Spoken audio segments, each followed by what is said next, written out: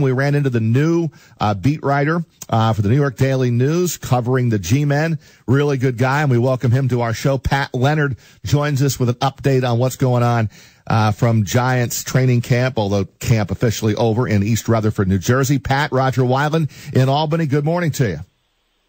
Hey, Roger, how you doing? Thanks for having me. Hey, Pat, I appreciate a few minutes. Let's start with the kicker situation, because that has carried a lot of headlines here with Josh Brown and all of the domestic violence and the one-game suspension. But they signed Randy Bullock yesterday, but they are holding on to Josh Brown. What can you make of that situation right now? It's a little confusing.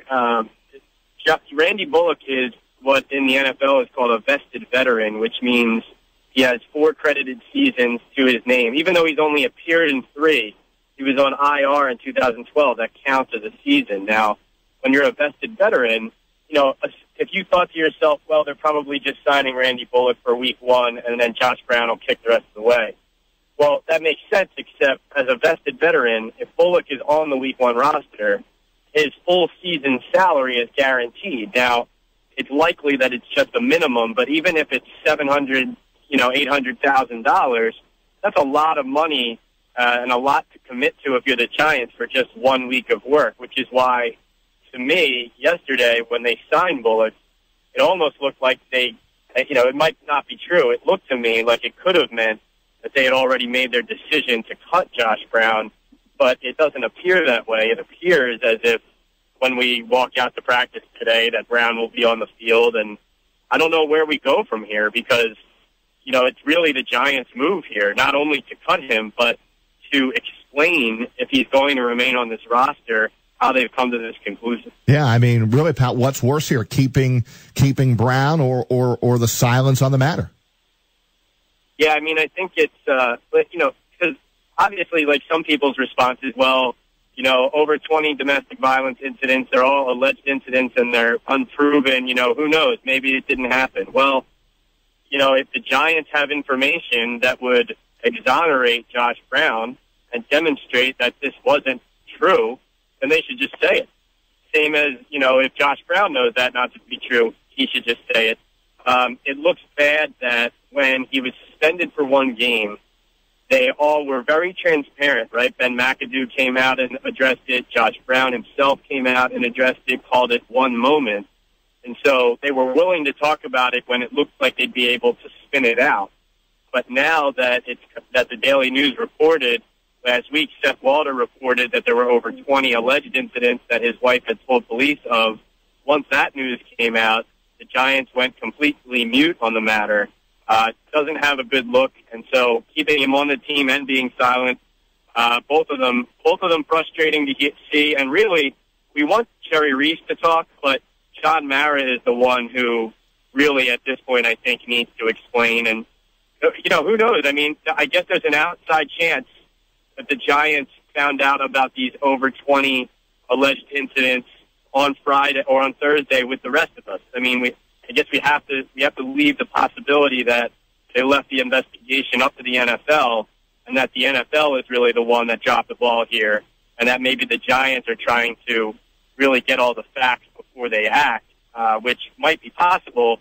It's just hard to believe if he's on the roster by Saturday, like when they play the Jets here in their 3rd preseason game.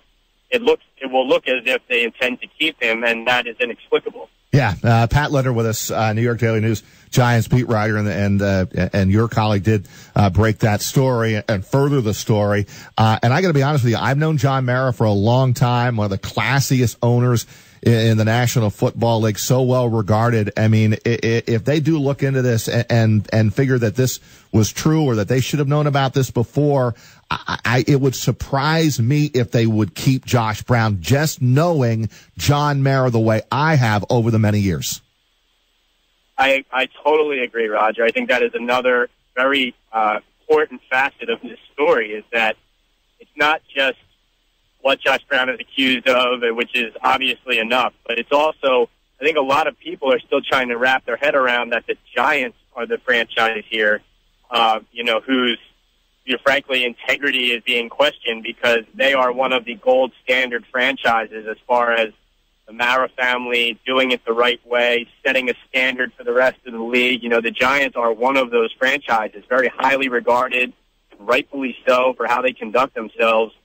So that's why I think a lot of people find it hard to believe that they're in this position.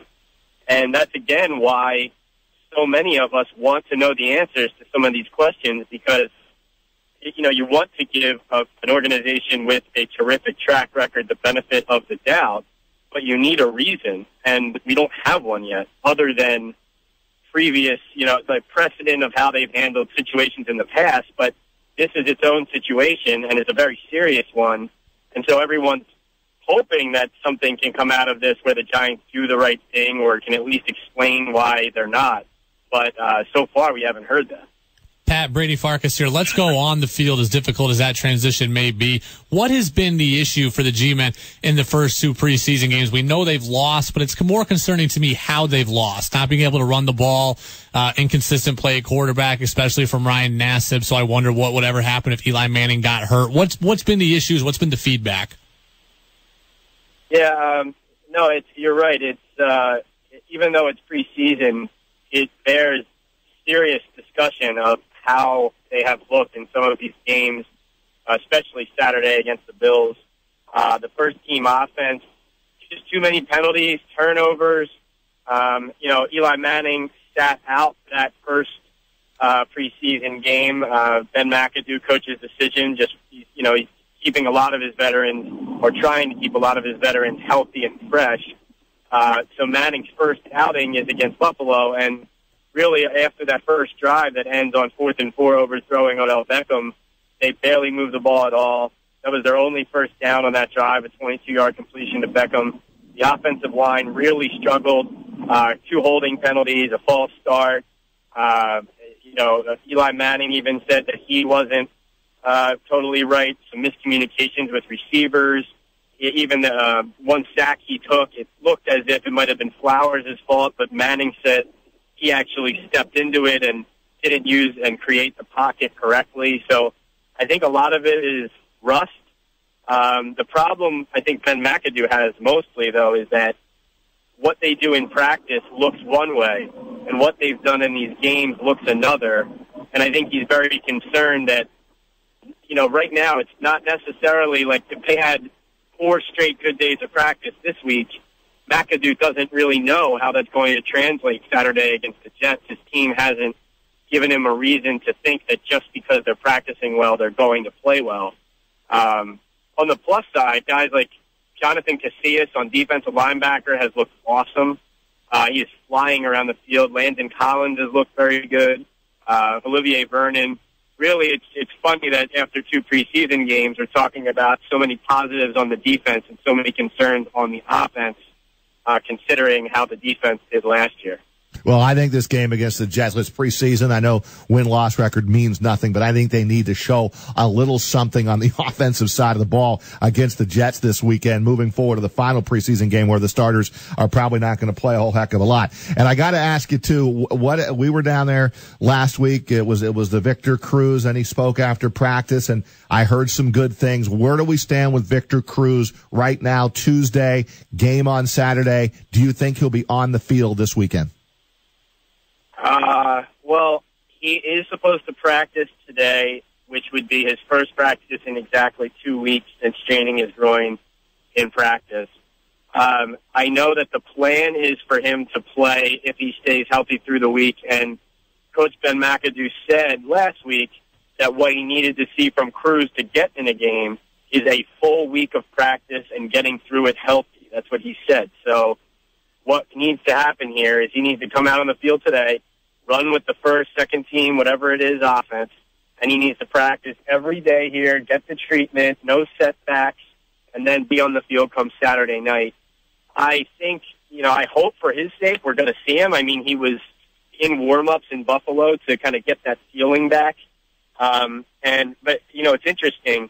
The Giants don't owe him a heavy bonus at the front end of the season.